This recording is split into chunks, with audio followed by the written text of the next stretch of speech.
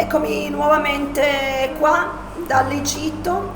L'immagine video che avete appena visto era l'abitazione di Randa, una ragazza appena diciottenne, appena maggiorenne, che viveva a Gaza in quella palazzina con la sua famiglia.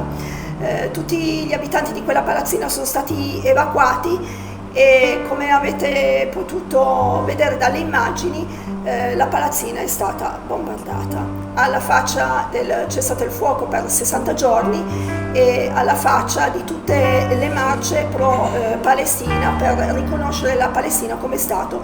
Il mondo intero non sta facendo niente, mentre a pochi chilometri da me si consuma uno dei più tremendi e orribili genocidi della storia.